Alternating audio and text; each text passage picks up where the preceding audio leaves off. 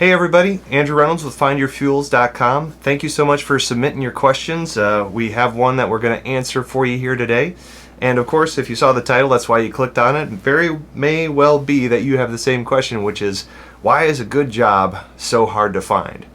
And I've asked this myself many times along the way. When you are aware of what you have to offer versus what you feel is being offered in your area, sometimes that can be very night and day. So in order to avoid this in the future and help you in the now, let's take a look at the situation that we're in. And by doing that, we're going to first figure out, what is a job in the first place? I know that sounds a little silly, but go with me. A job is a profitable work relationship. If you and I have a lawn mowing company, the only reason we'd hire someone is because we have more lawns that we can mow with the time that we have available. And if you and I want to make the most money, hey, it's our equipment that they're going to be using. It's our name that's on the line and our business reputation. And if something goes wrong, our butts are on the line, possibly even legally. So knowing that we're bearing a large brunt of it, even setting them up, training them, providing them customers, we're pretty much doing everything but the mowing. So really, if we know that there's a wide swath of people out there who are ready and wanting to have a job, it's supply and demand. We have one job and we have, let's say, 100 applicants. We're going to go for the most qualified one that we can get for the cheapest. That's how it's always going to be. Now, value is going to play a part in it. We're not going to go so cheap that we are getting a very low quality worker, but we're not going to be getting such a high quality worker that we're losing a big share of our profits, especially if we have a lot of people applying for the same job. Now, of course, thinking of it from the business perspectives helps you understand where you are right now. That the most quality jobs are not going to be the ones that we put in the want ads. Now, if you and I are running this business and we know that to really expand, we're going to have someone who can kind of join the business or be more of, feel a more sense of pride and ownership. We want to create a position that someone can grow within. We're not going to do a want ad for that. What are we going to do? We're going to talk to our friends and family.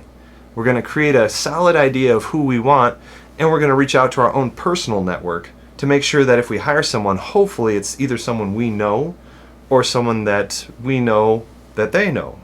And really, for a real key, great position, usually those are things that are reached within relationships, not want ads, not job searches. So remembering how jobs are made, remembering that relationships are going to be a big part of it. Also remember that jobs by and large are very static. You create a position based upon a need that you have at your business at some point in time.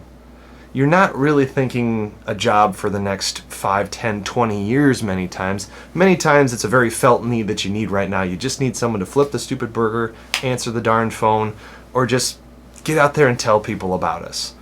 You're just thinking about doing your business. You're trying to get back many times to your own work and have someone just take care of that thing. The amount of time you as a business owner are going to be revisiting what this job could turn into is really going to be next to none. Unless you're with a very forward-thinking company that has the capital and the time to sit back and think about how can we do more with what we have, most businesses are just striving to keep the doors open or just trying to meet goals from corporate. The fact that you think you're going to grow within this job is a very difficult one, and grow, people do. People do grow. The job that you're hired for, if you're still working that job 5, 6 years with really no change in the responsibilities, you know you're not getting the best return on investment for your time. So the final thing you want to think about is that long-term alignment. Finding a great job is not just a one-time thing. It's, where can this job go? And many times you won't know that. You can give your best guess, but as you're going through the job and even as you get the job, try to think about, where is this position typically leading? Many times it's a very linear process from, like, say, warehouse worker to hourly manager to, supervisor to district manager. They're all along that same track of starting at one place and just kind of getting to ever higher levels of that thing, which it makes sense, because if you're experienced in this thing, that'll give you the sensibilities to lead a team of people. If you're experienced at leading a team of people, you can greatly expand that circle. But if In fact, the job that you're hiring for, as you think about the logical train of advancement, is not aligning with you where you want to go with your career. A good job now might not be a good job later. Now, I'm not saying you're going to go for a perfect job, and I'm not saying one even exists. But as you're trying to alleviate the frustration of not being able to find a good job, hopefully some of these tips will help you get on the right track. It might elongate a little bit the job search, but will hopefully greatly lower the likelihood that you'll be here again in the first place. So once again, good jobs are hard to find because many times we forget what jobs are. They're very static propositions, and once you have that job, many times you feel like it's ours because it's not growing with you. So keeping those things in mind, having more of a future view of things, and just kind of realizing what you're working with. If you just need to start at something entry level, at least understand the transaction that's happening there. They're not going to be looking to grow. If you really are just going for an employee-based job, you got to be able to be comfortable with it for at least 2 years, because that's when they're seeing the return on investment from you, and that's really the only time they're going to be thinking about maybe moving you around. So hope that helps.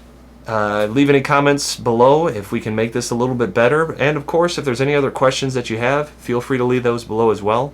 Tell a friend if you don't mind, and of course if this is generally helpful to you and you like the videos we produce, go ahead and subscribe so you don't have to keep wondering what's going to be next. You'll get an alert that a new video has been posted, and hopefully these little 5-minute segments are valuable uses of your time. Thanks so much.